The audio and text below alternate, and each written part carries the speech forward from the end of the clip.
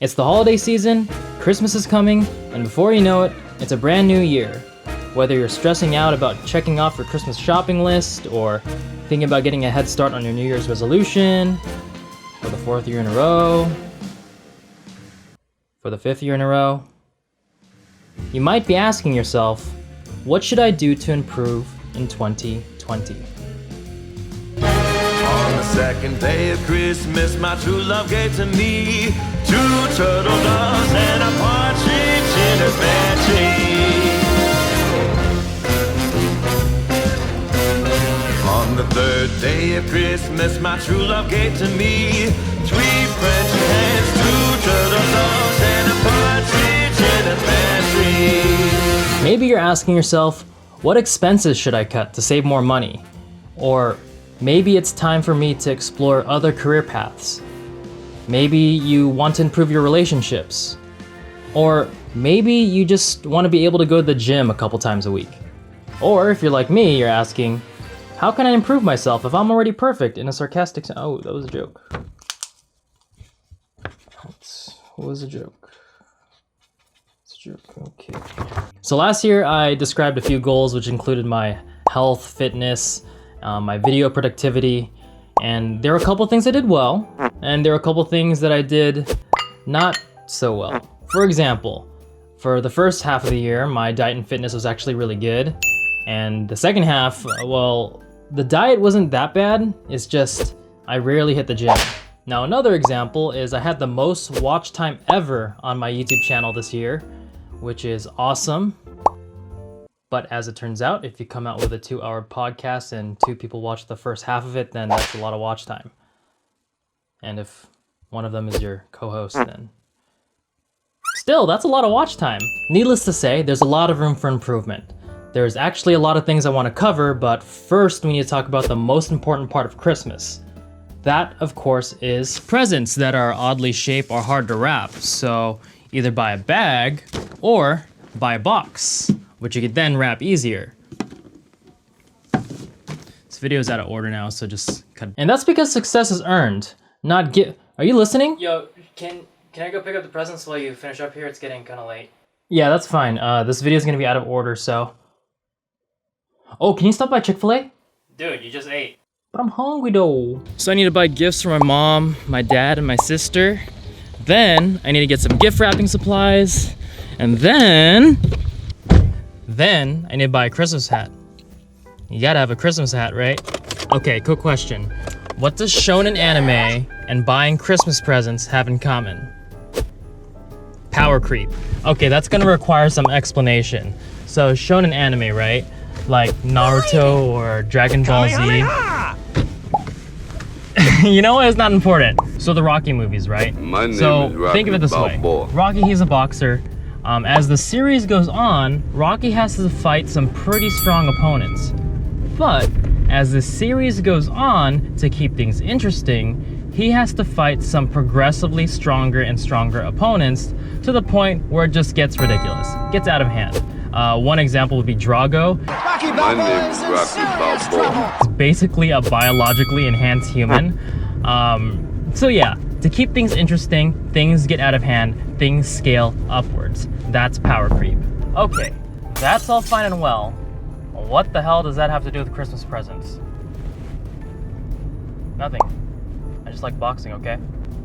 Okay, for real. For example, one year I get my sister a Fitbit. The next year she returns the favor by getting me Eevee merch, which I then return the favor by getting her a Dyson vacuum, which she then returns the favor by getting me a Nintendo Switch. And that was last year. Okay, here's another example. One year I got my parents an iPad for Christmas. Then in an attempt to follow up on that precedent set, me and my sister bought my mom a Dyson hairdryer. Yep, it went from 0 to 400 real quick. Okay, you might have a couple questions, like, wouldn't it be easier to say one-up syndrome instead of power creep? And did you really spend $400 on a hairdryer?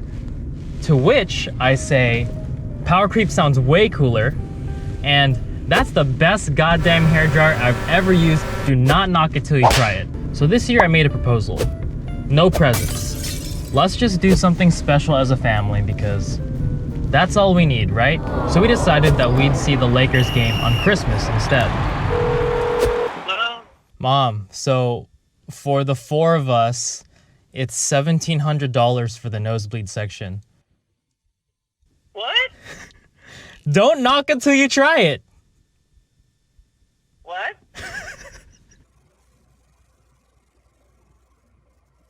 Yeah, we're just gonna buy each other gifts and no one's allowed to spend over 50 bucks. I'm not gonna do this then.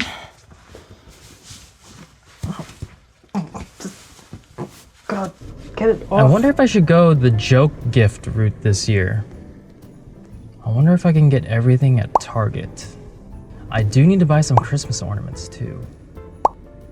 My dad's the hardest to shop for, so we'll get him out of the way first.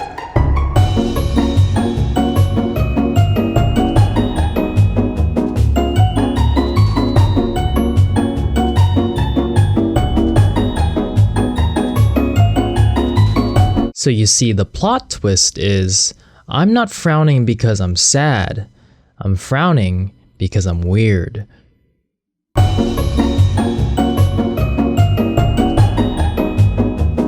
Okay, mission accomplished. Let's go home and wrap these guys up. So wrapping gifts is a lot like goal setting. Here's an analogy, right? So when you're wrapping your gift, you want to make sure that you have a little bit more than you need to cover your gift. Same thing goes with goal setting. You want to have just a little bit more effort than what's required of you to hit your goal. My wrapping paper has penguins on them. Alternatively, I like to set my goals that are challenging enough to make me grow, even if I end up failing them. But no matter what, there's one thing for sure, and that's if you buy a bag, it's way, way easier and you don't even have to wrap it. You just stuff the gift in and throw some paper in there and you're set. It's so much better. We're Santa's little helpers, we make the wheels go round. Day and night and day, here in Christmas town. We're Santa's little helpers, and it's us you wanna know. If you want a date under the mistletoe, we're Santa's little helpers, we make all the toys. Oh my gosh, look at this thing. There's literally... Dude. Sorry, Nikki, there's literally no other way to wrap this. There was no bag and there's no box that I could get. So... Oh my gosh, look at this thing. I don't know, it's got its own charm, I guess. It's all like lopsided. Oh man. Alright. My bad. So Rudolph, shine your light. Santa's little helper. Santa's little helper. Okay, jokes aside, there are 2 things that I found that help me hit difficult goals, those 2 being accountability and momentum. I tend to perform better when I tell other people what I'm trying to do. For me, negative reinforcement really works, so I try and leverage shame in order to succeed. Yeah, that's right, so please fat shame me in the comments. Once I fall into a routine of eating well, or exercising, or saving money, it becomes a lot harder for me to break the habit. But it's the same for other stuff like procrastination or sleeping in super late. It becomes harder to break the bad habit. Every day you build momentum, whether that's good momentum or bad momentum, it's up to you. But if you got a Nintendo Switch for Christmas and you just can't stop playing Pokemon, well, I can't blame you. Now I love the holiday season.